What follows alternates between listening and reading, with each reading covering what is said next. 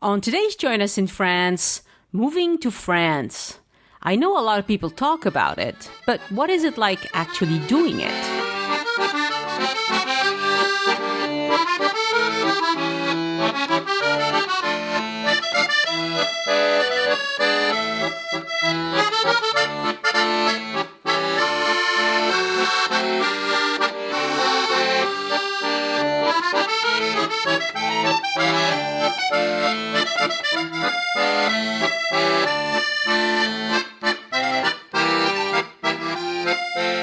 This is Join Us in France, episode 131. Bonjour, I'm Annie, and each week I invite a listener to come tell us what they did to have such a great time in France.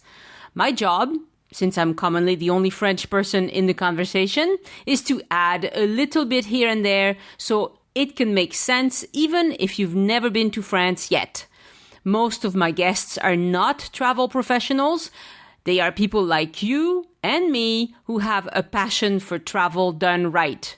I know I don't sound very French most of the time, but that's because I spent 20 years of my life living in English-speaking countries, and I worked very hard at losing my French accent. For some reason, when you talk like Pepe Le Pew, nobody takes you seriously in America. My guest on today's show is Mike August, who has moved to France for 1 year, a few months ago, and he comes to tell us all about how it was for he and his family, and it's not that easy a lot of the time, but he managed, and he's very happy that he did it. I also add in my own experience, although it's a little bit different since I am a French citizen and I speak French.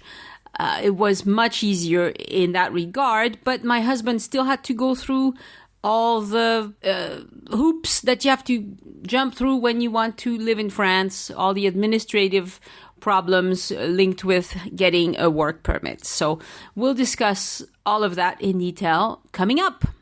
Today, I'd like to thank new Patreon donor Jim Kuracek. I'm sorry if I can't say your name. I think that's how you say it. Jim, thank you very much. Hello, Mike, and welcome to Join Us in France. Thank you, Annie. Nice to be here. Thank you for having me. Oh, you are so nice to have accepted to come on the show. Actually, you're the one who pinged me, and I love it when people do this. You pinged me and you said, hey, I think we should talk about this. There's probably going to be some interest in this, and I think you're right. Today we are going to talk about the complexities of moving to France. I did it 10 years ago because I was away for so long that, as far as I'm concerned, it was just like immigrating to a different country. And you did it. When did you move to France? We moved here in August 2016, but I also lived here as a student from 1993 to 1994. So this is actually my second time in France. Okay. So first, a word of caution. We're not relocation specialists. We're just people who did it and want to share some ideas. Exactly. Right. Can you introduce yourself a little bit? Tell us about yourself and why you moved to France. Sure.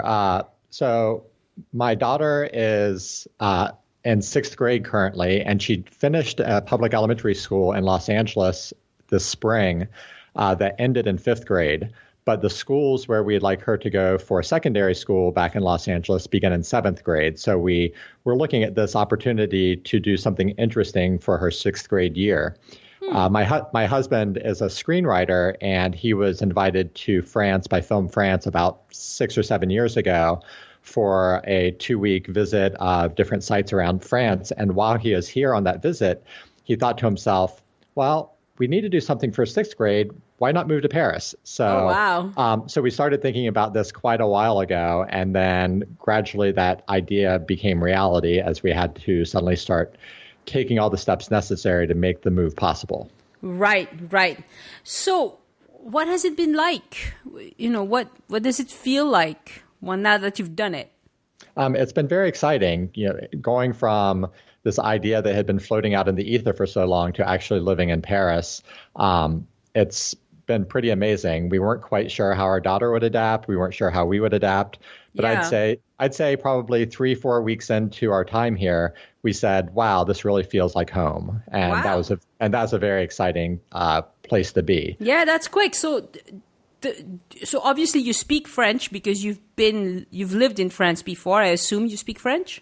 Yes, I was a French major. I studied it for 8 years, and then I've continued my relationships with French-speaking friends and come to France every few years. So I'm able to keep my French up at a very good level. Yes. So you speak French. Your husband? He studied it briefly in high school, and he has an ability to understand it as people speak it. And he says his job now is he's trying to learn how to get the ball back across the net so that he can make himself understood. That's And excellent. and then our daughter had taken some French classes at the Alliance Française in Los Angeles, so she had some foundational French, but she's learning quite a lot more now in her French classes here. Right. So is she in a French school or is she in a? She's at an international school, so Okay. she has 6 hours of French per week, but she's surrounded by French, and she's really making great progress. Yeah. Yeah. Of course. Of course. But what I'd say, one of the things that helped us feel so at ease so quickly was the fact that we speak French, or that as a family we understand French, and the French people themselves, because I think that that's one of the obstacles as people move here, and that's probably something that we'll discuss a little bit today. Yeah. That French is a wonderful lubricant to being able to make things go smoothly. I really envy people who can show up somewhere and just sort of make things work without any kind of plan. But France isn't the place to do that. And if you don't have French, it makes it doubly difficult. Yeah. Quite a few of the families at my daughter's school, it takes them typically 4, 6, 8 months to be able to get to that place like, oh, I feel at home, just because they're coming in without the French background, and it makes it so much more difficult just to get every single thing done. So Yeah. And in my case, when I moved to France, obviously I'm French, so the language was not a problem at all. As a matter of fact, it was a hindrance because I had never been a grown-up in France. I had never Right. paid my own bills, done my own thing. And so I really didn't understand the system very well. My parents had always taken care of everything. So I would show up and ask questions and sound French and be like, and they just told me the answers that they would give regular French people. Mm-hmm. But I didn't, since French people use a lot of acronyms, Right. I could understand all the words, but not the meaning. I didn't know what they were trying to tell me. And so a few times I had my husband call them and exaggerate his American accent. Because then they caught on. Because I could totally tell them, no, I'm French, but I lived away all these years. I haven't lived here for 20 years. I don't know what you're talking about. And it didn't register. And then when they heard it from my husband, oh, okay, we have to dial it down and, take the extra steps to explain, why it works this way and not some other way. Exactly. And so it's knowing the language is really important, but if you speak it too well, they're going to make assumptions that you should know this stuff, like, hello, so yeah. But if you don't know French at all, there will be some challenges. Just one example from our experience is we're here on long-stay tourist visas, and for people who are on long-stay tourist visas, you have to visit OFI, which is another acronym. It's the French Office of Immigration and Integration, and that's where you have to go after arriving to validate your visa. You have to go through medical checks and interviews and bring in all of your documents and everything like that. Other families at our daughter's school are here on work visas, and instead of going to OFI, they go to the Préfecture de Police, Right. the police department. So one family said that they had to go in 12 times in order to get all their paperwork and to get all the boxes checked off, simply because they didn't have the French to know exactly what they needed to prepare, when they should show up, and all the details, because you get a letter in the mail and everything is in French, and it makes it that much harder. And Yeah. I actually had to go to the Préfecture de Police one day for a different matter, and my friend warned me, oh, you have to go really early, take a book, plan on it being a long time. One day we spent 6.5 hours before they got to us. Yeah. I went on the Préfecture's website and looked, and they have a rubric showing the busy times, the busy months, which hours you should come, but it's all in French. So, right. So my friend didn't know that. And so she showed up at the busiest time of the busiest day of the busiest week. Right. And I was able to plan my visit around the lowest periods, and I showed up and there were 15 windows open with 2 people waiting. So, oh, wow. So it makes so it can really make a significant difference. And so I was able to get all of our immigration paperwork done here in one day. And my friend visited 12 times, including right. 6-hour visits. So. Right. So did you get some sort of special invitation because your husband is an artist? Because that happens sometimes. Some people who are in the arts, the French government will kind of try and entice them to come. Yeah, there are actually several types of visas that you can get coming here as a non-EU citizen.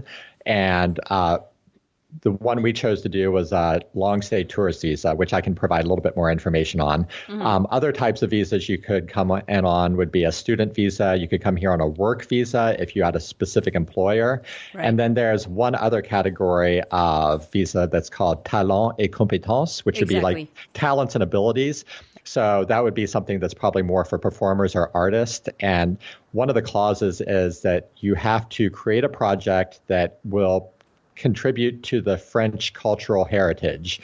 And so you have to write up a big dossier showing all the different things that you're going to do on a specific project that has this relation to the French cultural heritage. Mm. So it makes it a very, onerous way in order to get the visa, but that's what some artists and creative types come here on. Right. We chose to just come here on the tourist visa because we had a limited time that we knew that we would be here, and we could fulfill all those requirements, and he wasn't going to be working on a specific project while he's here. Right. Okay. Yes. And my husband came in with a work contract. So he had a work visa, because even though we've been married for decades, he's not a French citizen. And so his employer actually moved him, transferred his position from an American job to a French contract. And that's a huge deal because from the very beginning, he had a long-term French employment contract, which we call CDI. Mm-hmm. And once you have that, life is simple. The difficulty is getting that. Exactly. And maybe we should talk about it right now because it's a little bit out of order from what I had planned. But I would like to just briefly mention the fact that France has a really high unemployment rate, that the French employment system is very rigid. Exactly. So employers are not in the habit of hiring and firing very quickly. Mm-hmm. They sometimes keep people just because they have an obligation to keep these people. And once they've had difficulties getting rid of a person, they are really, really careful when they hire. And so they tend to hire people that they know of. They tend to hire people that they've met in their professional circles, or that have been highly recommended. It's really, really hard, almost impossible to get a full-time, long-term contract in France unless you know people. Right, and there's very much been that move in France to have the CDD, which are the short-term contracts, just because they don't want to make the investment and have all the entanglements that come with the long-term CDI. So. Right. But then when you have a temporary employment contract, yes, you get paid, but the banks won't loan you any money. The people who want to rent apartments and houses don't really trust you because they know you're going to be, your contract is going to end at a specific date and you might not get another one. And so being on a CDD, yes, it's okay. You can live on that, but you can't. It carries that stigma. Yes, it carries a strong stigma, and it's not something that any of the governments, because this is what happened. So the French government 30 years ago realized, okay, we have to have a temporary contract of some sort. And then the unions came in and said, yes, but it's not fair because the people who have a a temporary contract can't, they don't have any assurances that they're going to be here, blah, blah, blah, blah, blah. And so they tighten the rules. And as they tighten the rules, well, it becomes almost as hard to discontinue a temporary employee as it is to do a permanent employee. And so they were like, okay. And so in the end, if you want to be hired quickly, you have to go in through temp agencies. Mm-hmm. That's pretty much what happens to most young people anyway. They have to go in through temp agencies and be a temp for, years sometimes. And so it's, what I'm trying to say is if you're not moving with your job, or if you're not somebody who can make money by selling your art or by selling your whatever, if you don't have some sort of independent way of making money, or if you're not retired, it's going to be dang hard for you to find a permanent position in France. Right. And in fact, as we could talk about the different visa types, there are actually a lot of restrictions to that effect. So we're here on a long stay tourist visa, and part of our visa application included letters that we had to sign and have notarized that said, we are coming here for tourist purposes. We will not seek a job. We will not take any payments. We will not do any kind of work whatsoever in France. Right. We had to be very explicit about saying that. So we're not even eligible to have any kind of employment while we're in France. Right. And then from what I understand, the people here on the talents and abilities visa, there's a little bit more leeway there. And then students, apparently, if you're here on a student visa, there's a certain number of hours that you can work per year, but that's not going to be career. That's not going to be career making money. That's going to be, providing some degree of financial support while you're a student. But you're not. But what I'm saying is a lot of the visas preclude any type of salary-based employment that would allow you to support yourself. So that's one of the challenges in considering a move to France if you're not an EU citizen, is that you have to say, well, do I have the money to be able to support myself and prove that I can support myself, because I can't rely upon a regular income stream? Right. And if you choose to come here as a student, which we do have a lot of foreign students who come to France, it's not like in the US where you automatically can work on campus. Mm-hmm. Because there are no jobs on campus for the students. Right. It's not done the same way. So, if you come as a student, you also have to find your own funding somehow, mm-hmm. and not count on work as a foreign student. It's hard enough for French students to find employment that they can do along with their studies. So for foreign ones, it's even harder. Okay. Oh, one other thing I want to mention is work culture in France. So because somebody on the Facebook group asked about that. Work culture in France is just fine. French people, I've worked in plenty of office type of situation, corporate type situations.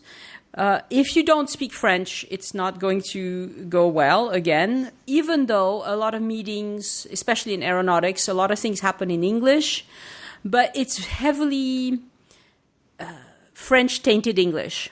So at Airbus, a typical conversation, it's a French person speaking English to you, but really you can hear the French in the words, in the way they put together the sentences.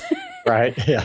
So it's like their English is fine if you speak French, because right, then you know what they're saying. But a lot of people in industry refer to that as globish, where it's English that's been adapted for an international audience, and the English language that's spoken by others is actually this hybrid language that bridges the gap. So so we have people who are come here to work at Airbus, for instance, and when they arrive, they find it difficult to follow what's going on in the meetings because of this tendency. And these French people think they speak English really well. That's the problem too, is since they only speak English between themselves, they don't realize really that, okay, I don't sound like, English people or Americans or Australians. I sound like a French person trying to speak English. So it's a bit of that can be one of the difficulties. And also, the French workplace is heavily regimented by a lot of rules. Again, it's rigid. So there are expectations that you will do some things and you will not do other things. And one of the things you won't do is work a ton of hours, because that would set you, you would stand out as somebody who's trying to please the boss. Right. Everybody will hate you, if you put in too many hours.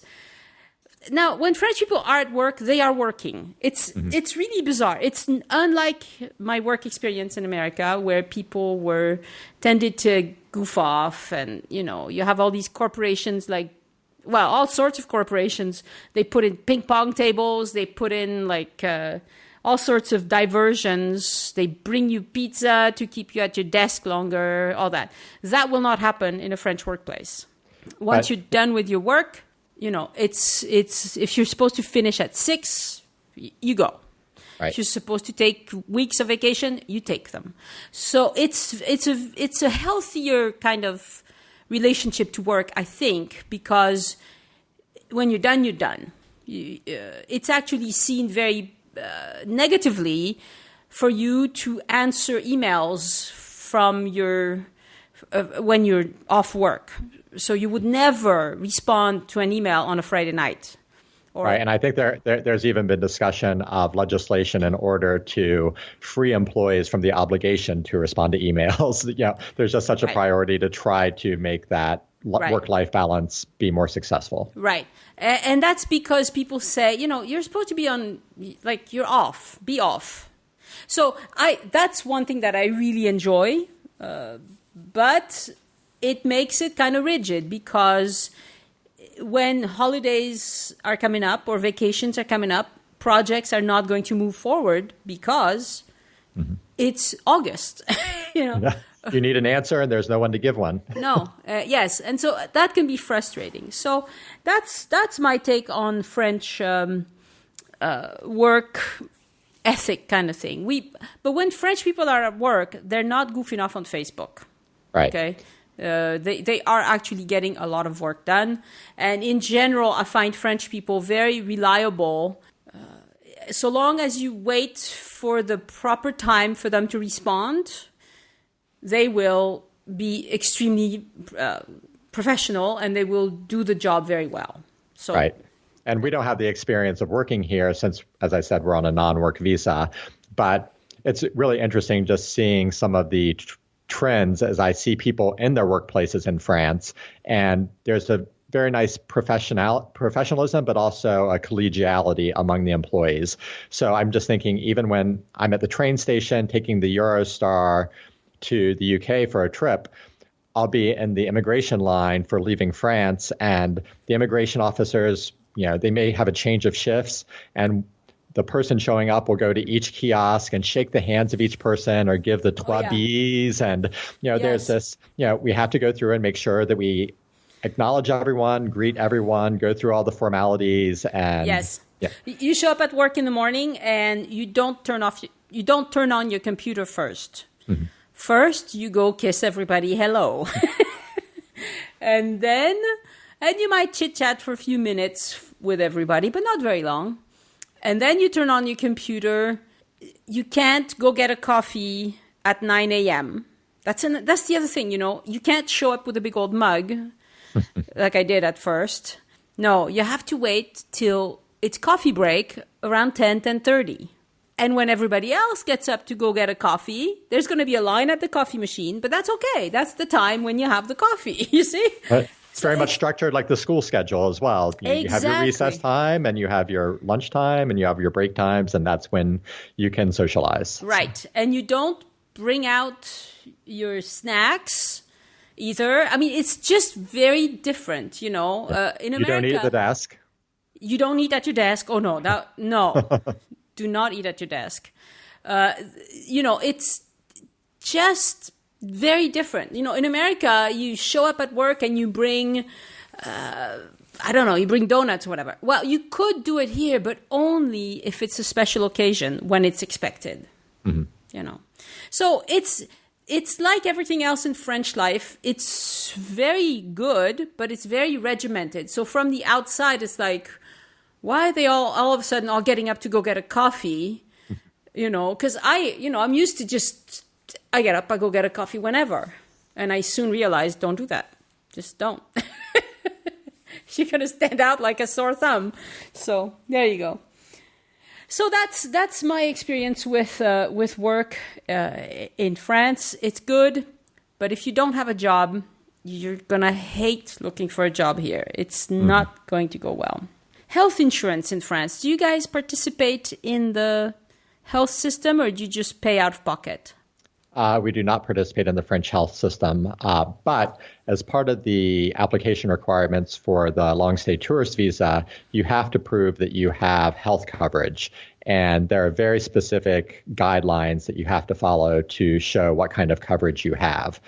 So they require global health coverage that's valid in France, and depending on which consulate you apply to, they will have different thresholds for what that coverage must be, whether it's 35,000 in coverage or 50,000 in coverage, how much the deductible is, if it requires repatriation and evacuation. So there's a lot of very specific things, and those will be stated on the individual consular websites. So we had to prove that. But most of the global insurance plans are what we'd largely consider to be secondary plans. They're not going to cover all of your health insurance needs. So we're fortunate in that my husband's coverage through his union covers all expenses while we're overseas. So we pay out of pocket when we go to a doctor or to the pharmacy, and then we just take all the receipts and then process those with our insurance company back in the States. Right. But every single time that we have any interaction with a medical professional or a pharmacist, we're always asked, "Oh, do you have your carte vitale?" Which is the French national health insurance card. And we have to say, nope, we're paying. Yeah. And I think that you can only get the carte vitale if you're here on one of those specialized visas, like a work visa or maybe the talents and abilities visa. Right. But as someone here on a tourist visa, you actually have to prove your coverage before you can get the visa. Right. So, French people all participate in a national health insurance. The insurance is national. The providers are all private. So as somebody who works, I pay contributions to the national health care. So does my husband. And as soon as you start participating, you're entitled to have the carte vitale, which is the green card. Kids who grow up in France, they get their own carte vitale at 16. When they're students, they're covered by their parents. Up until the end of high school, they're covered by their parents. After that, they get their own student union type of insurance that covers them. And then when you start working or go into unemployment, because unemployed people have their own health insurance system, so long as you work some in any 5-year period, you're still eligible. Mm-hmm. So that means that very few people don't have any health coverage in France.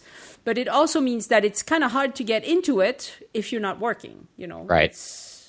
It's just that's the way in. But I have found that most foreigners who come to France are surprised how inexpensive it is to pay out of pocket. And I was about to say the exact same thing, because we've now had to go. We just went this past week and got our flu shots at the doctor and did all of our initial discussions with a family doctor, and just the out-of-pocket for the visit wasn't all that expensive. And then we've had to go and get some follow-up blood work just to check our cholesterol levels and things like that. Mm-hmm. And that's been very inexpensive. Right. And she also wrote out prescriptions so that we could continue our prescriptions that we're on. And we went to fill all the prescriptions at the pharmacy, and it's so much less than it is in the U.S. So, and our daughter is continuing her orthodontics here. So we've already gone to the orthodontist and had to pay the fees there. And just overall, everything is so much less expensive than it is in the States. Right. Because what happens is that the national health insurance negotiates rates with providers. So the providers are private, but they could potentially ask for any amount of money they want. But they know that they're not going to get customers if they're too far out of the normal rates that everybody pays, And so, yeah, if you're an orthodontist and you want to be greedy, you can ask for however much. But then people will go to another orthodontist, and So that's how that system works, and it's pretty efficient. Whenever we have visitors who come to France, often, they need to go see the general practitioner, or we've even had people need to go to the hospital. And it's really not that difficult to deal with it. You just pay out of pocket, and it's not much, Yeah, and I also see that in general, it seems like the doctors' offices are run much more efficiently than they are in the U.S.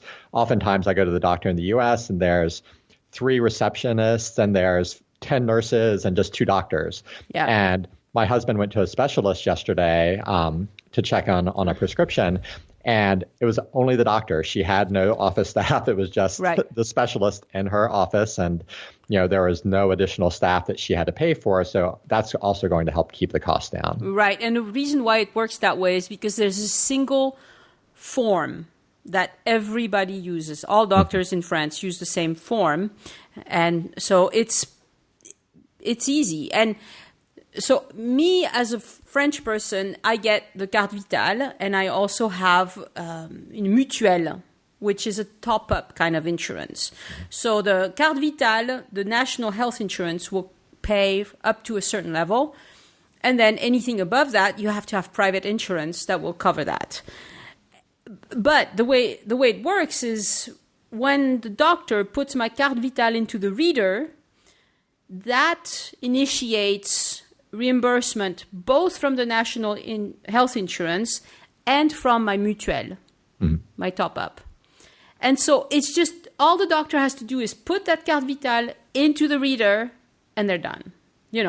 They will pay you at the same. When you go to the doctor, you also give them your credit card to prepay the normal flat fee, which is for a general practitioner around here, it's 23 euros, I think, for a normal office visit. So you prepay that, but as soon as your carte vitale is inserted, it lets the national insurance know and your top-up know that you've made a payment, and they give you the reimbursement. So within a couple of weeks, you have whatever you paid, you get it back. So it's a really efficient system, and very much so. most practitioners do not have staff. You can get sometimes larger practices with some staff, but even then it's going to be one receptionist, maybe one nurse, but that's unusual. And a lot of the time when I took my father to a lot of pretty difficult medical things because he was pretty sick at the end of his life, sometimes it's the receptionist that was also trained to help set up an x-ray machine or, that sort of thing. Mm-hmm. So, yeah, it's efficient and it works very well. When you visit France and you don't feel, if you have any health issues, even if you're just here as a visitor, go see a doctor, okay? It's not going to cost you a fortune, and there are a few little bit of a learning curve, but it's just, really, really interesting to see what the options are. And just on the second day that we were in France back in August, my daughter wasn't feeling well, and we had been given some recommendations of doctors by our friends, but it being August in Paris, none of the doctors were here. So there's a wonderful service called SOS Médecin, where you can call up and there's a number you call, and there are doctors stationed all around the city, sitting in their cars, waiting for calls. And within 30 minutes, that doctor shows up at your house or at your apartment, comes in, does the diagnostic, and writes a prescription, and then leaves 5 minutes later. And it's just incredibly amazing that there's this entire system in place for doctors to do house calls. So that was our first interaction with the system, and it just blew us away. But then, as I said, last week, we wanted to get flu shots. And in the U.S., to get flu shots, you might go to Target or to your grocery store, and they just give you flu shots here at these retail locations, or you might go to your doctor and they have a full supply of them. But in France, instead, you go to the pharmacy, you buy the syringes, you take the syringes home, stick them in your refrigerator, make the appointment to go see your doctor, and then you go to the doctor or nurse, and then they give you the shot. And so, it's a little bit less efficient process for the consumer, but it's a little bit different. But it works. You just have to adjust. Yeah. Or you could call a nurse to come to your home, which is what we're going to do with our flu shots this year. We have the flu shots in the fridge, and we just need to get a nurse to come when we can all three be here. So, right. But yeah, house calls are not that unheard of. I mean, doctors try to avoid them, but as soon as, once your doctor knows you, they know you're older or elderly or you have a chronic problem, they will send providers to your house. I've had people come to my father's house to draw blood.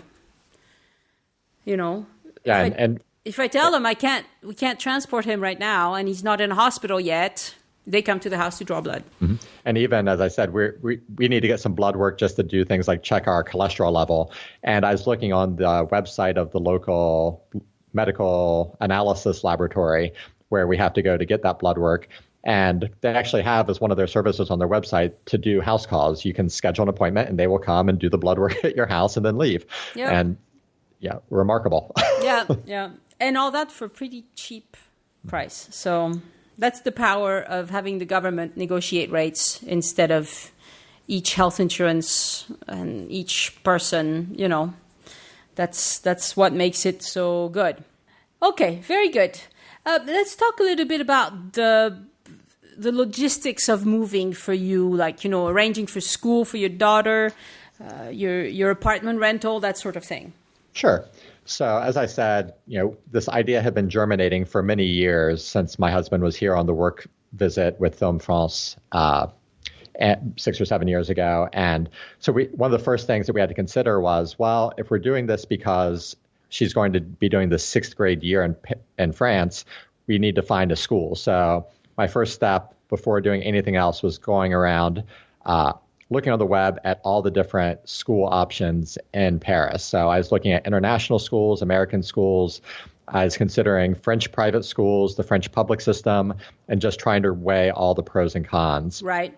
And pretty early on, I eliminated French public and private schools from the list only because we just have the 1-year period here. And they say, students coming in who don't have proficiency in French, those first 4 to 6 months at the French public or private school are incredibly difficult. And then January, February rolls around and the kid will be fluent. But by that point, they've lost a half year of curriculum and then they end up having to repeat the year. Right. So that wasn't going to be a good option for us considering we were looking at just doing 1 year. So instead, I started targeting the English speaking and international schools. Mm-hmm. And then it largely started coming down to location because some of the international schools are located out in the suburbs. But as we were looking at a relocation to Paris, we didn't want to be living in the suburbs or be taking trains for an hour each direction to get out to the school. Right. So instead, we focused on schools that were located within the city limits of Paris. And then from there, checked out the reputation, the curriculum, what the opportunities would be for learning French, the way that they integrate students into the school.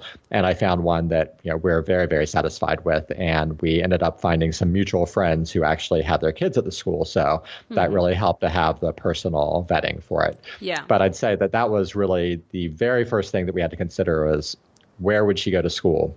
Right. And once we had that figured out, then it being a private international school, we had to go through the application process. She got the acceptance, and then that let us kick off all the other steps of the process. So once we had the school underway, then we actually started working with a relocation agent. And the relocation agent we had specializes in international relocations, and she used to live in Paris. So she actually knows the process well for the French visas, and she also knows landlords in Paris, which helped, grease some wheels.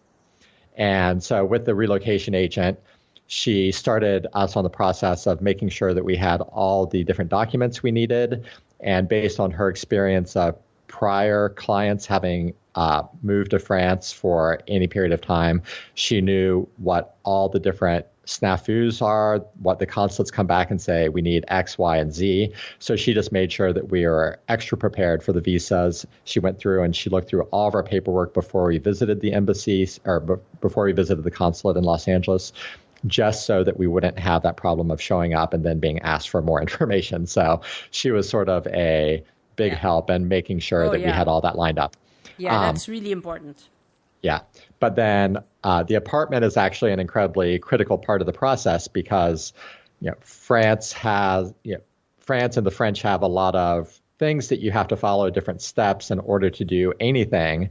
And one of the requirements for getting a visa is you have to show proof of a place to live. Yep. But a lot of places won't give you a place to live unless you have a visa. So it's a catch-22 or a bank account. Or you have to have a bank account or you have to have a cell phone, but to get a cell phone, you have to have a place to live. And so it's this vicious cycle. So we were very fortunate with our relocation agent in that she knew several landlords in the neighborhoods that we were targeting. And so she could go to the landlords and say, I have these clients. They're planning to move here for this period of time. Here's what they're looking for. Obviously they don't have their bank accounts yet, but she could vouch on our behalf and represent our interests. Yep. And ultimately the landlord that she matched us with had studied in Canada, had done an internship in Washington, D.C. He was very open to North Americans coming over to live in his building where he and his family also live.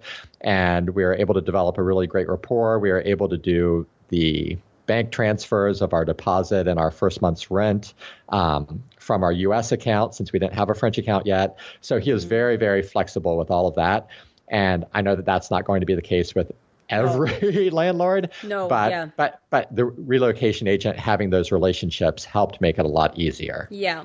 So the way we did it is my sister who lives, she used to live in the village where I live now. She lived in the village. She looked for a house. She knew what we wanted. And then she approached the landlord. But the problem is the landlord had never rented to people, foreigners. Mm-hmm. And so he was not really interested in doing that. So my brother-in-law had to put up a significant kind of une caution. I don't know how to say that. Deposit? Yes. Well, he signed papers that pretty much put him in hock if we didn't pay. He didn't have to actually pay, but if we hadn't paid, if we hadn't lived up to our obligations, he would have been in big trouble. So it was very tricky, but we had this family relationship, so that it worked out. Right. Another way people can do it is if they rent a gîte. Mm-hmm. Because gîtes are often rented by foreigners who are here not for very long. Now, most of those are in rural France. They're not. I don't know if Paris has any, but maybe. Yes. So from what I could find during my process of getting all the visa paperwork ready, is some people, if they're not renting their own apartment, they may be subleasing from a current property owner, maybe renting a room or doing something like that from somebody. And in that case, then you have to get a properly signed contract from that person detailing all the terms, showing, basically them taking on that responsibility, saying, yes, this person is going to be living for me. And then that also, I think, creates something in the register to say, oh, this person should be paying taxes on the money that they're getting for the person living with them. So, so they try to put checks into place just to make sure that, whatever the accommodation, that there's some kind of guarantee. Either you've paid your rent or you have a contract with someone, things along those lines. So once we had the apartment worked out, then we were actually able to apply for the visa. And France only lets you apply for a visa 90 days or less prior to your arrival. So we were arriving on August 21st, so I had to count back 90 days, and I think that took us to May 22nd. And so beginning May 22nd, I could have our visa appointments to go in and take in all of our documentation. Yeah, So, this is kind of important. In France, most paperwork you submit has to be 90 days or dated 90 days or newer. So right. if you're going to submit a marriage license, you have to get a fresh one that's dated, that was issued not more than 90. This dates back from the days when they could check records electronically, and so they wanted to make sure that things hadn't changed in the meantime. Of course, Yeah, we've had moot friends. now, but Yeah, we've had friends who've been asked for a birth certificate issued within the last 90 days, which doesn't make a lot of logical sense because the conditions of your birth have never changed. So correct. But that's because, they just, because in France, they write down important things on your birth certificate. So when you get married, it gets added to your birth certificate. When you have a child, the child gets added to your birth certificate. So it's because of the way they keep records that they want fresh, a French issue. Right. Yeah, it's so ingrained in French life that even though today it doesn't matter because they could check the records electronically, it's probably going to take years before they change that rule. Yeah, but that's actually been improving a lot. And you shared an article with me from the local newspaper website about difficulties of Americans adjusting to life in France. Yeah. And I've seen a different article on the local that is about the wonderful ways in which France has evolved in the past 15 years that I've been living here as an expat. And one of the things was talking about how a lot of those bureaucratic hurdles are slowly going away and that so much more is able to be done online and electronically, that it's getting a lot easier, that you're no longer having to stand in lines to do X, Y, and Z. You're no longer having to carry around so many dossiers of all of your different documents. That right. It's good. It's improving. So it's improving. And the fact is, French people resist this because this is the way we've always done things. And so if you tell a French person who's lived their own lives here, well, do it online instead, they're going to go, what? No, I want to go stand in line and get my paper stamped, But but foreigners are usually early adopters of this kind of thing because they can do it online. The language is not as big of a barrier online, etc. So going back to the visa, since that's a really critical part of the process for someone deciding to move to France for any period of time, is one important thing to note is that you can only apply for your visa at the consulate that is assigned to where you live. So in the U.S., I think there are like 10 different consulates for France. Yeah. So depending if you're in Boston or Miami or Washington or Seattle or Los Angeles, there's going to be a different consulate. Mm-hmm. So if you're someone who lives in Montana, your local consulate is in San Francisco, and you can only apply for your visa at the San Francisco consulate, and you have to apply in person. You can't mail in your documents. So if you're considering this, you have to actually plan ahead, figure out, okay, this is when I'm going. I make the appointment. I'm buying my airfare to get to San Francisco, and I have this one appointment. And the visa process is, I think, the first introduction to foreigners of the fact that bureaucracy is a French word because the French invented it. Mm-hmm. And you have to make sure that you've done absolutely everything as requested, and if possible, have additional backup information in case it's asked for. Yep. So you go to the consulate, in this example of someone from Montana who's flown to San Francisco for their visa appointment. Beforehand, they will have had to go through the San Francisco's consulate's website of a long stay tourist visa and gone through every single item on the list, make sure every I is dotted, every T is crossed, that they have met every single requirement, so that when they show up for that appointment, they don't turn around and say, well, you're missing this. You don't have that, because that means you have to make a new appointment. Sometimes appointments might only be available 2 weeks later, which means then you have to make another trip back to San Francisco. Yep. And it becomes a very, very frustrating, difficult process. So you want to make sure that absolutely everything is taken care of. Yep. And in our case, I was doing all this paperwork for myself, my daughter, and my husband. And so I sent you a photo of all the paperwork that I had laid out on our kitchen counter. Yep. And it ended up, by the time that we had all the photocopies we needed, all the translations, all the originals, in each individual dossier for each person, the stack was probably 3 inches tall of all this paperwork. But if you read everything and make sure everything's there, you're going to be okay. Right. But one thing I will point out is, as I said, I think there are maybe 10 different consulates for France throughout the U.S. Each consulate has slightly different rules. So you need to make sure that you've followed the rules for your specific consulate. Some consulates require an FBI background check. Some require fingerprinting. Some require a local police report. I was speaking about the global health insurance earlier. I went to 10 different websites to try to figure out what the threshold was, and every single consulate had different requirements for what the global health insurance requirement was. Yep. So you really need to go through and make sure that you followed every rule because the French are very much sticklers for the rules. And this is also because about 20 years ago, France decentralized.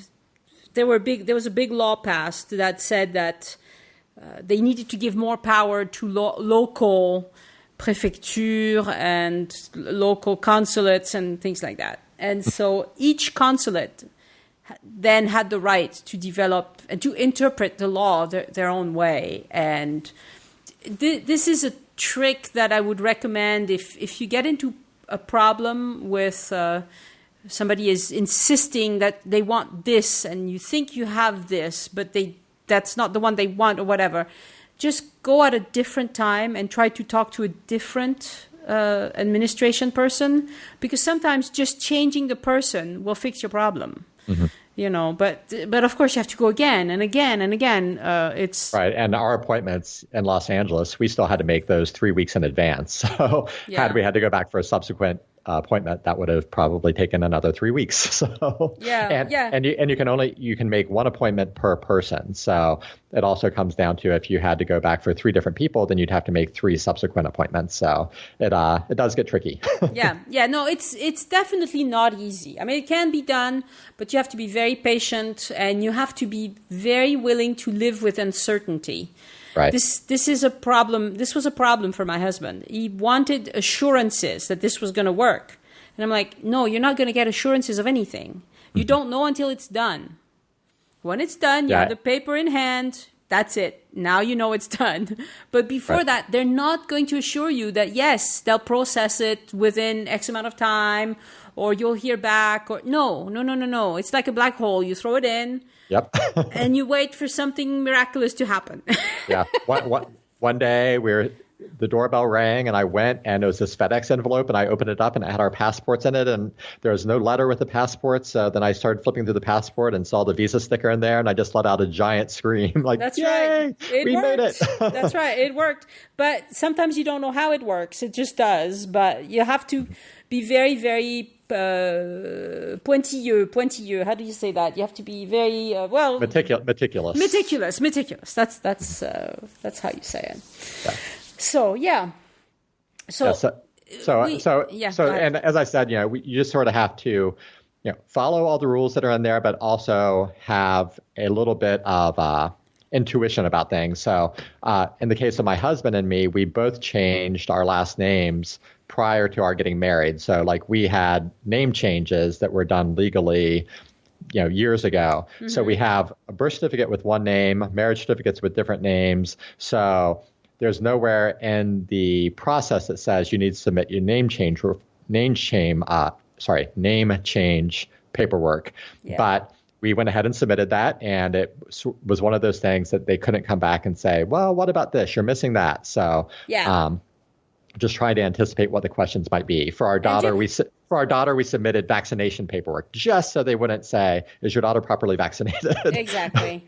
And the school will ask for that again. Right. But you have to, And that's one of the difficulties of your situation is there's a provision for women's maiden name, mm-hmm. but there's not typically a provision for men. Right. So in fact, it's called nom de jeune fille. Exactly. The young girl's name, the maiden name. Yeah. But it works, whatever. Right. If you, it's great that you were able to anticipate this and just present the paperwork as as you mentioned a few times. And also administrative French is not the same as regular French. So for me, who's fluent, sometimes the administrative French, I have to actually Google whole sentences to go, okay, what do they mean here? That's just weird. That's weird phrasing. And sure enough, there's somebody who's written an article that explains, why they say it that way and what it means. So don't expect to understand everything right off the bat, even if you're very good at French. Yeah, unfortunately, the consular websites are very much geared towards non-French speakers. So the list of all the requirements for what you need will be very much laid out in English. And I found pretty good translations too. So they've had good professional work done to make sure that everything is very clear for the applicants.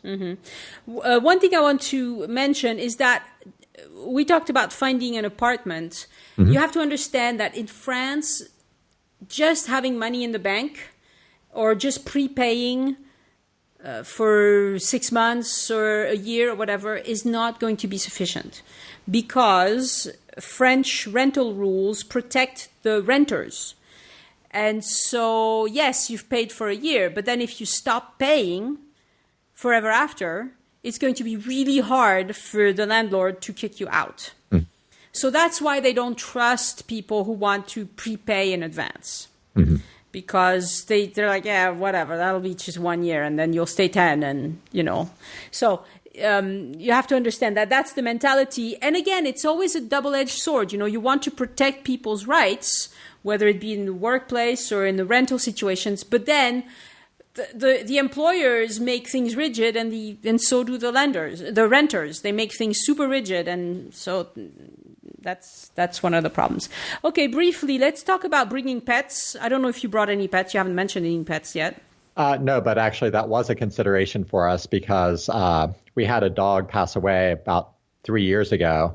And it was that question of, do we get another dog or do we wait? And I made the argument that I didn't want to leave a dog behind in Los Angeles, but I also didn't want to bring one to Paris and have complications there, either with landlords or with what do we do with the dog when we have to go out of town? Do we travel with it? So we decided to not bring a pet with us. So we had a dog when we came, and we had to hire a consultant. There's dog transport consultants, and if you're going to move to France, I think that's what you need to do, because the rules are they're not that tricky to understand, but they change depending on what country you're coming from. So I would say, just hire a consultant. They'll arrange it all. It'll cost you a little bit of money, but done. Once the pet is in France, it's fantastic. Veterinary care in France is really, really good. It's not glamorous, just like French healthcare in general. The hospitals are not glamorous, but they're very well trained. They know their stuff and they do a good job. And it's also much cheaper than it is in America. So that would be my bit for bringing a pet. All right, let's talk about once you have the visa, what did you have to do next? Because you're not done. You just have the visa now. Yeah, the visa showed up on our doorstep, I think, early June, and we were leaving the third week of August. So we had maybe 10, 11 weeks to pull our lives together, get ready to uproot ourselves. So one of our first thoughts was about our cars. So we had one car that we were leasing, one car that we owned. So we figured out how to get the leased car turned back in and how to get the other car sold. So that was a consideration. We had to make sure that with the elections coming up this fall, that we are registered to be absentee voters. So we had to go to the elections board and make sure that we did everything so that we could get our ballots here in France and still be able to vote in the federal, state, local elections that were going to be happening. We referenced medical insurance a little bit earlier. I had to go through and just make sure that all the processes related to our medical. In the U.S. and how we had to seek reimbursement since we wouldn't have the French carte vitale. Make sure that medical insurance was all taken care of. Going to the doctor to make sure that we had medical records and prescription refills set up to get us through our first few months. As I said, we just went to the doctor so that we could get enough prescriptions to get us through the remainder of the year. But during those first couple of months, we need to make sure we had enough prescriptions to get us through just for our regular maintenance. Yeah. And along with medications, then there's over-the-counter medication. So you think about things like ibuprofen or allergy medicine. You're allowed to import, I believe, up to 90 days of that medicine. So I'd encourage you to bring those 90 days just so you can get through, because the process is a little bit more complicated to get those in France. If you want ibuprofen, you have to go to a pharmacy. You can't buy it at a grocery store. If you want allergy medicine, you can get 7 days at the pharmacy. But my daughter takes allergy medicine every single day, so it'd be really hard to go to the pharmacy every single week to buy that. So, some of those things you want to try to just be able to anticipate. Yeah, go buy your stuff at Costco or whatever, and you'll have a big old supply that will last you for a long time. Then let's see. We also, as I said, we had all the legal documents from the visa process, visa application. You need to actually have a lot of those in France for different purposes, whether it's your immigration visit to get your visa validated. You have to have all those documents with you. You need some of those documents, like if you're getting a transit card, you need to have your proof of residency or your quittance loyer, like a proof of having paid your rent. Receipt for paying your rent. So you need to make sure you just have all those legal documents with you. So I had to bring 3 separate files, one for myself, one for my husband, one for my daughter, just so, I can reference those every single time we need something. Because those are still very important even once you get the visa. I had to make sure we brought all of our banking materials, like our checkbooks and cards from our American banks, because every now and then something pops up that I have to send a check to the U.S. And that's one of those things that you could accidentally forget. We brought some special foods that the chewing gum we like, the instant macaroni and cheese that my daughter likes from Trader Joe's, just a few of those things that are creature comforts, and they didn't take up a lot of space in the bag, but you could just sort of break them out, and it's sort of like a little taste of home. I used to bring back so much stuff from the U.S. I'm down to coffee creamer now, so it's not so bad, right? I mean, I've found replacements for almost everything else, but no coffee creamer in France. And then for other things, let's see, international driving permit was one of the things that we had to look into. And so the international driving permit is something that, as an American, you can just go get at the AAA.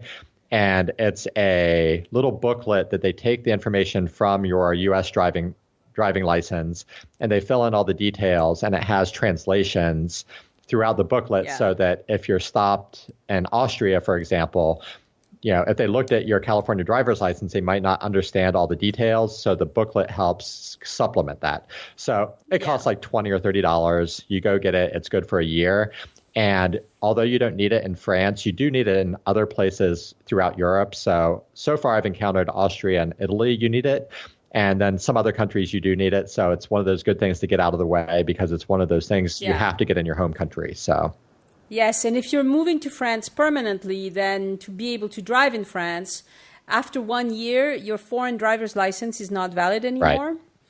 And so you will there are 9 states, I believe, that have reciprocal agreements where they will just exchange your California driver's license for a French driver's license. Yeah, unfortunately, California is not one of them. But oh, it's not one of them. There you go. I thought it was. Yeah. So it depends. You have to check on that. And for those people, it's very straightforward. Right. You just exchange a driver's license. For people like my husband, he had to take the French driving test. Yeah, which is another level of bureaucracy in itself. Yes, it was not pleasant. He came home absolutely mad several times because the code, which is the theoretical part of the exam, really made no sense to him for a long time. And I used to teach driving, so I understand the stuff, but I was, whenever I explained it to him, it made him madder. He was like, why is it this way? That doesn't make any sense. It's illogical. I'm like, well, just the way it is, that's the rule here. I'm sorry, But he had a hard time with that. But eventually he did it, and he hasn't needed to worry about it ever since. But that's another difficulty for people who want to move to France, because your insurance company will only be happy with your American driver's license for so long. even if you never get stopped, your insurance company is going to say, hello, you've been here long enough. You need to, get a French driver's license. Right. So then other things that we did right before we came is, let's see, we made sure we packed some family photos and some other little things to just help decorate our apartment to make it feel a little bit more like home. Because we only packed, we packed 6 big suitcases, 2 for each of us, plus our carry-ons. And that's all that we brought for the year. So we didn't do the shipping container. We didn't do a major, air freight or boat shipment. So that's another crazy experience. Yeah. We did the shipping container. So we tried to keep it fairly simple, but we still wanted to bring some things with us to help make the apartment feel a little bit more like home. Since we had been planning this for a while, I had a booklet made up of all the different wish list things that I wanted to do in France, because even though I've been coming here for 25 years and have had so many visits to Paris and so many places visited around France, we've always been here as tourists. So we're here for 5 days, 7 days, 10 days at a time.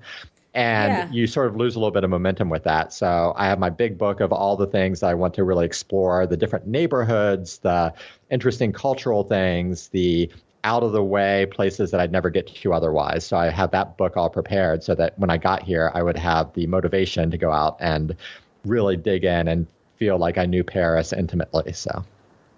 Yeah. No, that's good. When you're here, there's so much more you can do.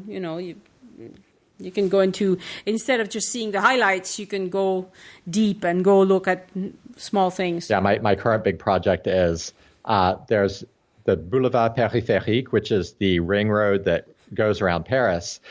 Just inside of that is a set of streets called the Boulevard des Maréchaux, the boulevards of the marshals. And it falls along what used to be a military wall that ringed the city. And so there are these boulevards that go all the way around the city. It's probably about 22, 23 miles around.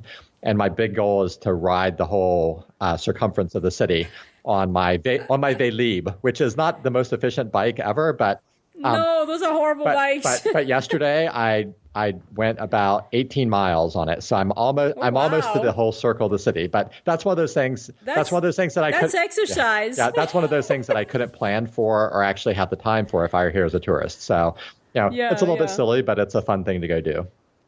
Yeah.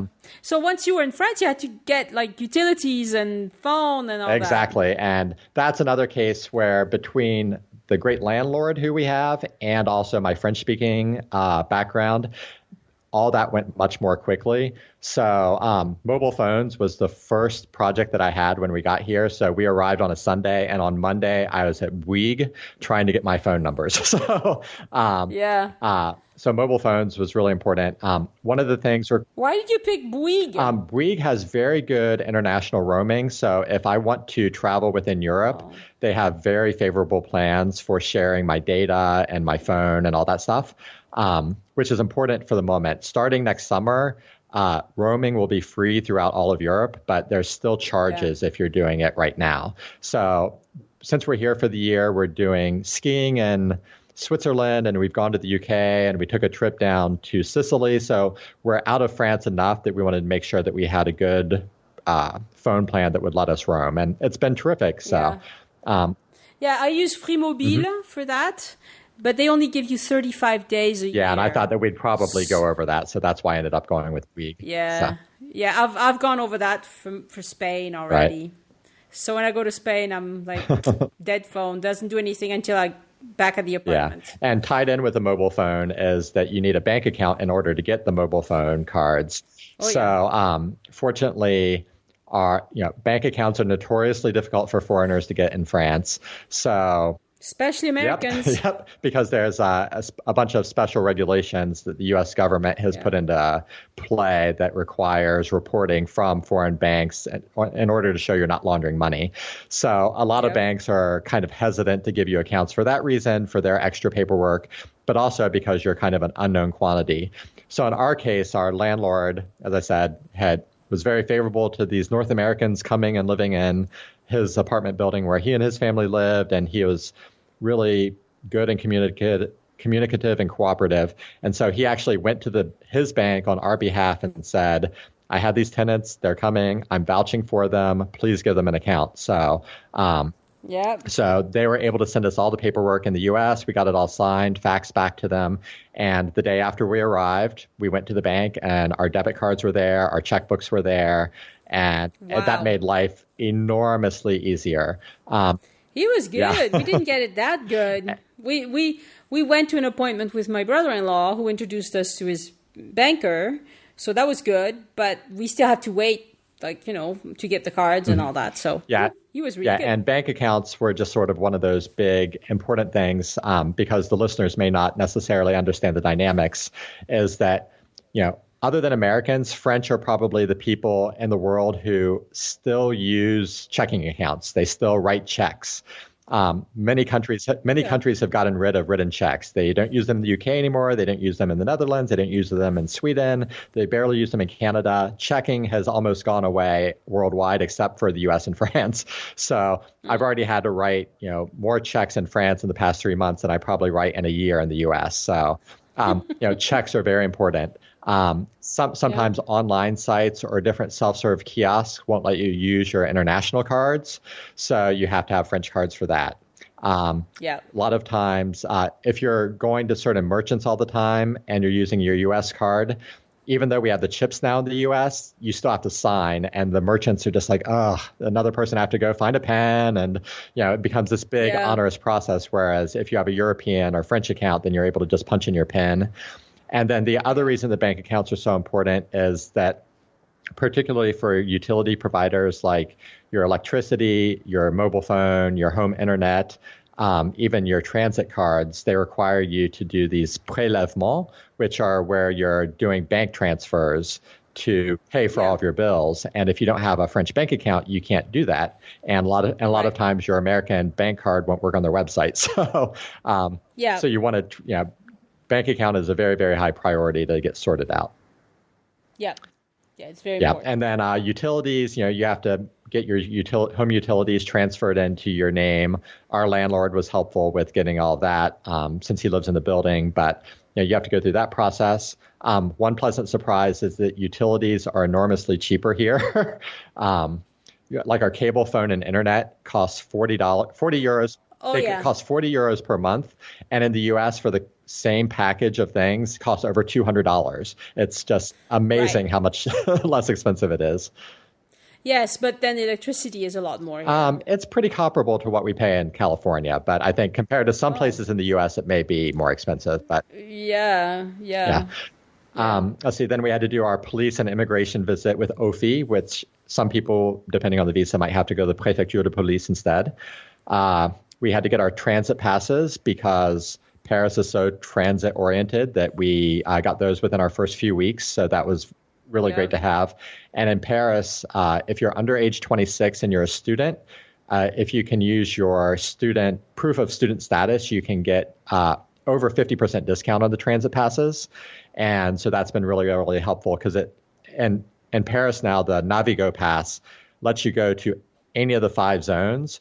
So we've gone to Versailles, we've gone to Fontainebleau, we've gone to Disneyland, and it all works. And it works on the same transit pass that we use to go, 2 stops down to have lunch. So, but that's only for the monthly Navigo pass. Right. Yeah, we have the annual pass, but the monthly works the same. Exactly.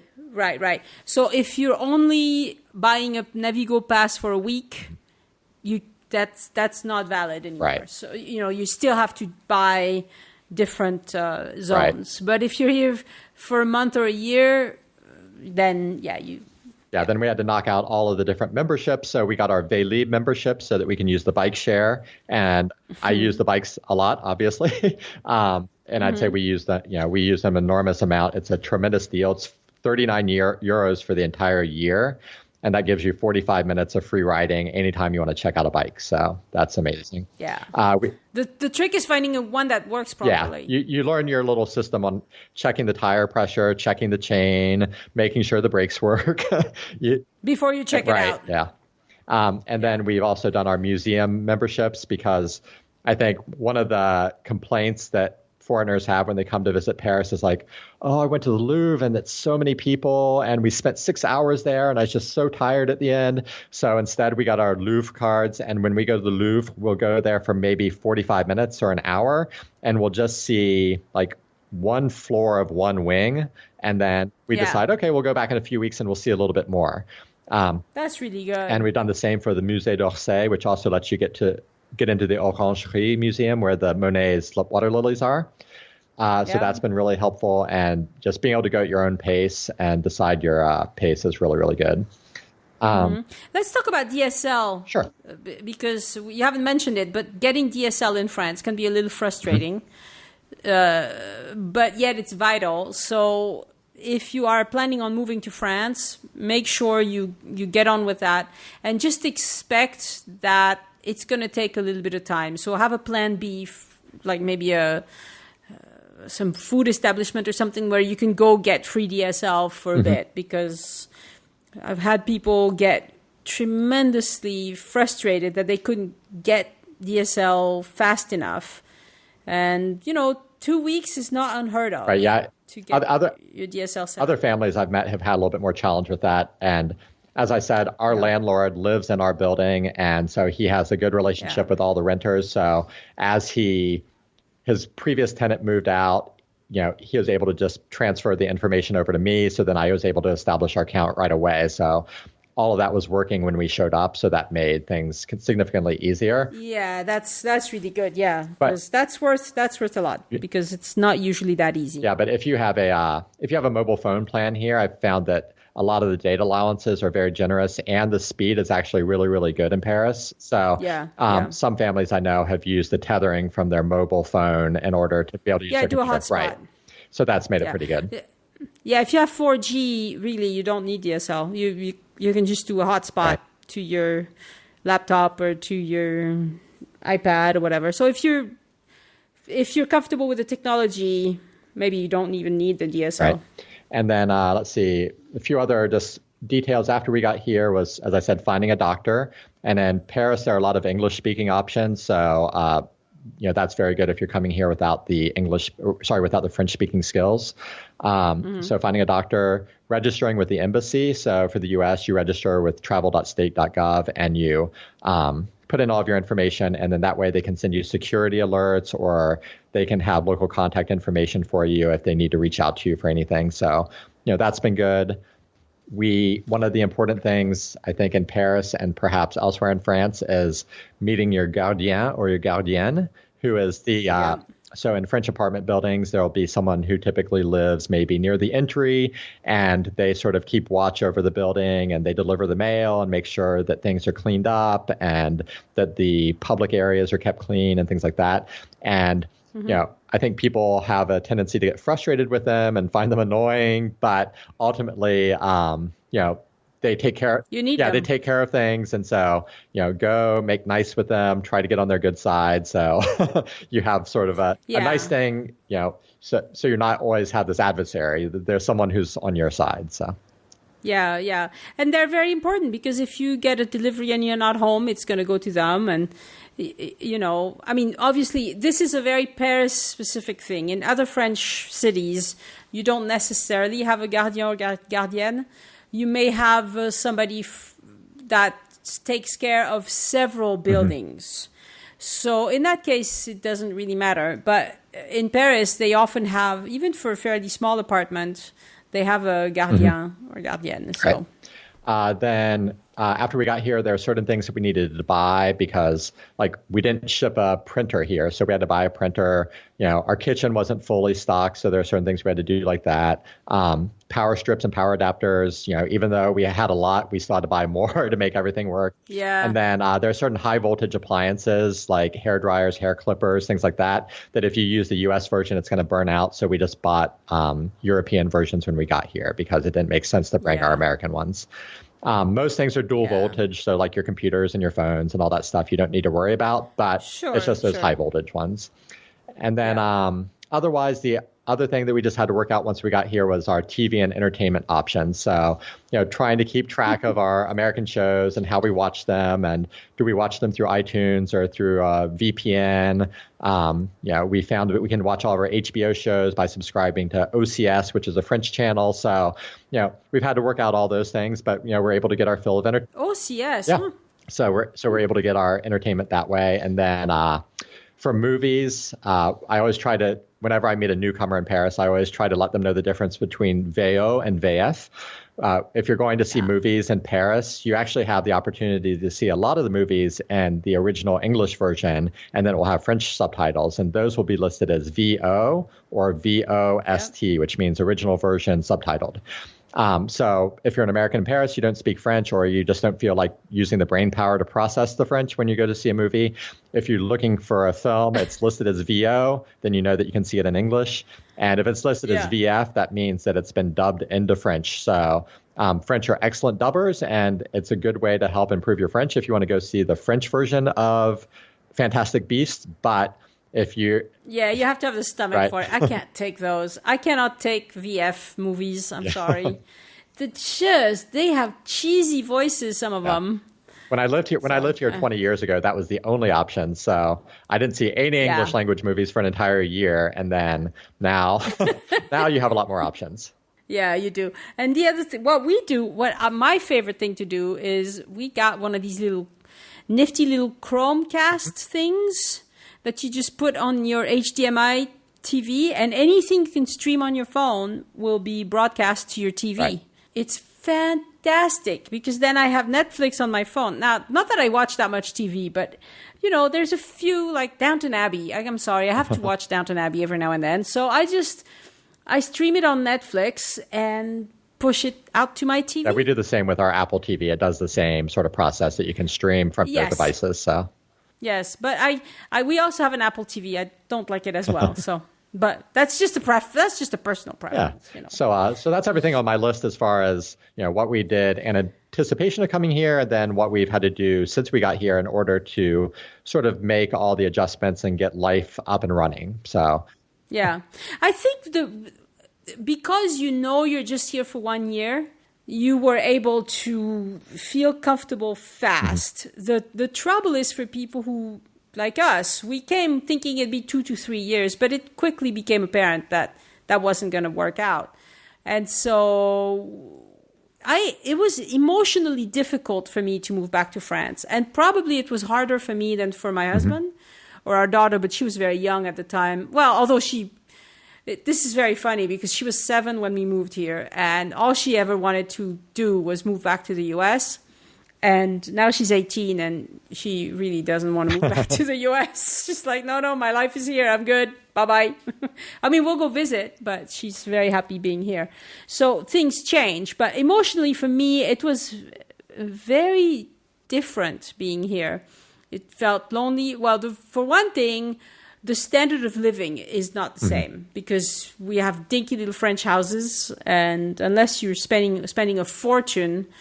But of course, I was living in the West, in the U.S., where you could get a beautiful big house for a reasonable price. For that price here, you get something really basic, And so that was a little bit difficult. That was a significant move down for us. And then I found, because we live in a village, life was really slow. Now, in Paris, it wouldn't be the same. But everything is tied around the school year. So there are activities during the school year, but as soon as the school is in recess, school is out for some reason, nothing happens in the village. So it's a bit of an adjustment. And so for people who are considering doing this for real, I don't know. I expect that it will be somewhat complicated emotionally, even if you're moving with your family, even if everything else is optimum, it's still hard. I mean, it's a big change. Yeah, that's very much what I went through when I was here as a second-year university student, and I was living in Angers, which is in the Loire Valley. And I was there with other students from my university and meeting a lot of friends from around the world who are in the same French studies program that I was in. But it was still a very challenging, difficult adjustment, getting used to being in a different place. And, even though I expected things to be different, the differences were challenging. And it was that was a much more difficult year than I think this time around. And part of that may be I knew what I was getting into this time around, and I was able to anticipate some of the things. But then I also feel like, some things have changed in France over the years to make it a little bit more amenable for foreigners to adjust. It used to be, Alger was a much smaller city than Paris. And, maybe it's still a little bit more difficult to adjust there, but I've at least found adjusting in Paris to be significantly easier than it was last time that I lived here. So, yeah, I think big cities are a completely different ball of wax. If you are moving to rural France, it's very different than if you're moving to a large city, any large city in France. Because rural France is just its own thing. Right. But I suppose the same could probably be said if you're moving to rural Nebraska. So that is true.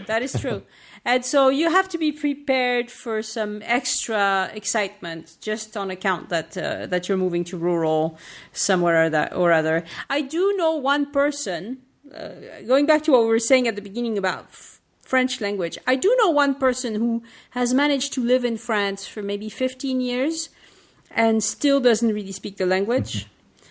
But to pull that off, you have to be someone special. You have to be someone that everybody can tell right off the bat that, how professional athletes carry themselves in a different way? Well, this person, she's not a professional athlete, but she carries herself in a different way. And so she gets away with it because people can see right away that, she's not like us. and so it works for these types of people. But for most people, it's just, the language is very, very important, or you will be cut off from a lot of life, right. And there are people who just move to France and then they want to make all these Anglo friends, which is fine. There's nothing wrong with that. But you should also join local associations, start going out to events, French events, and you're going to feel like a fish out of water at times. But soon enough, you will recognize people, you will have some acquaintances and friends. And it's a fact that French people are not super friendly to newcomers. There's a lot more trust that has to be built. It takes a little bit more time.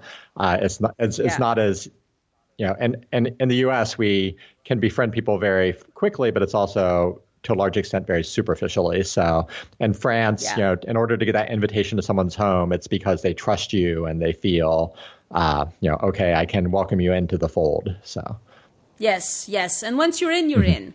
You're a good friend.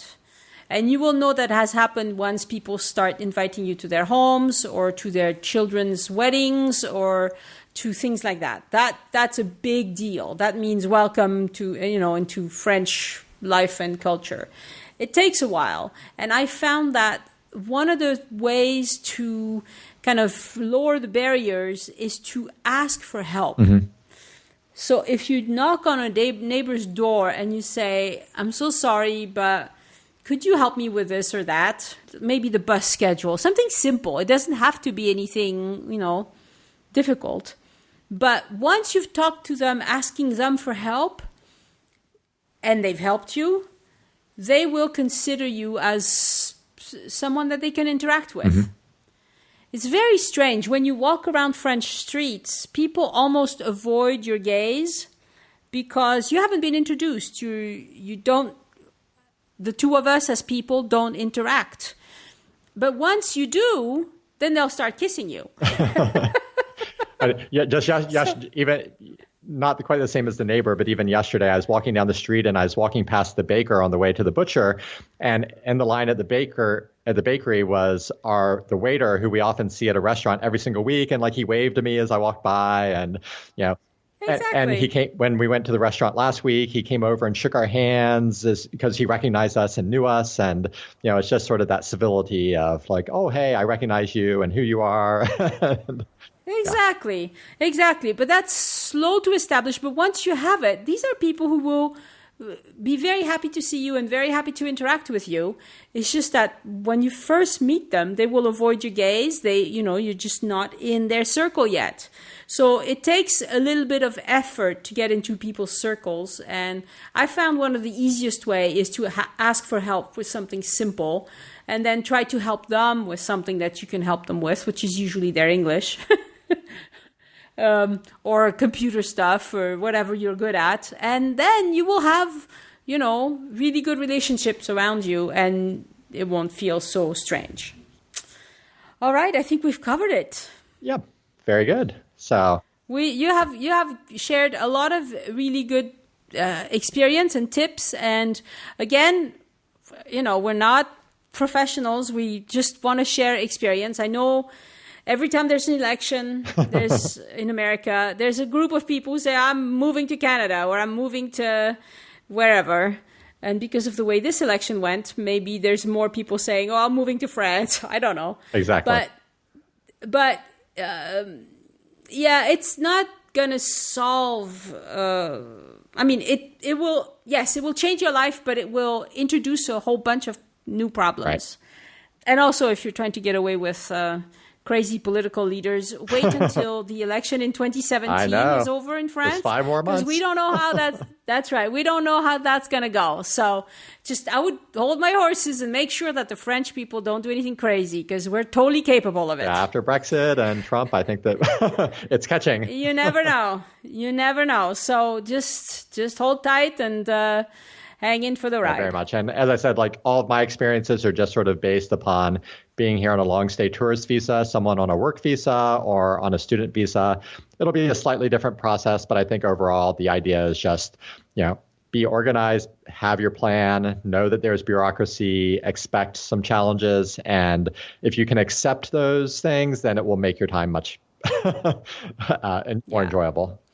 Very good. Thank you so much, Mike. Welcome. Thank you, It's Annie. been lovely talking to you. And if people like this sort of episode, which is kind of outside of what we normally do, but if you like that kind of episode, I actually know for a fact that there are maybe not lots, but several listeners to the show who also participate in the Facebook group frequently who happen to have moved to France recently. So I could ask them also to tell us what it's like.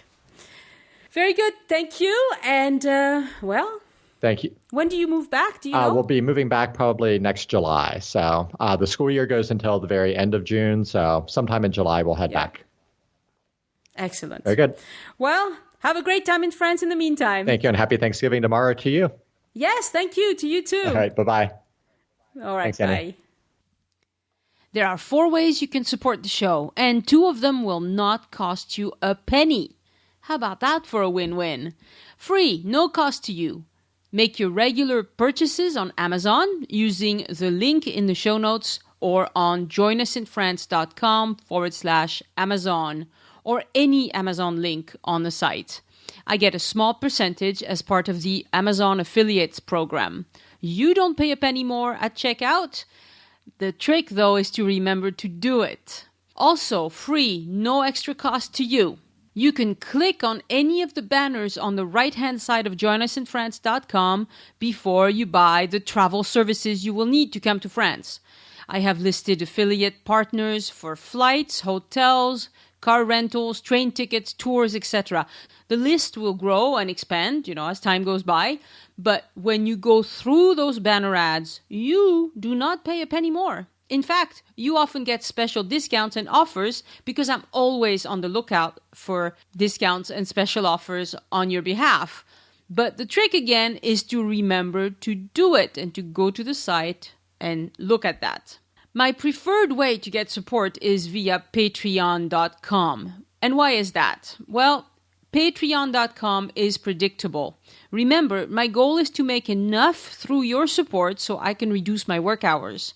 When you pledge on Patreon, I know what's coming, and that greatly reduces the stress of turning away paid work to the podcasts, you see? That's why Patreon supporters get extra perks, because being able to count on your support month after month is really precious to me. So go to patreon.com/join us for details. And that's Patreon. And join us is without any spaces or anything. And of course, you can also make a one-time donation via the Tip Your Guide button on joinusinfrance.com. Those donations are wonderful. They make my day, but I know from experience that they don't happen very often. So here you go. 4 ways to support the show. 2 that won't cost you anything, and 2 that will cost you a little bit. It's up to you how you support the show. But please remember that without your support, this show and community would have to fade away because I'm like everybody else. I have bills to pay. Thank you very much. This episode is licensed under the Creative Commons Attribution Non-Commercial Non-Derivatives International License.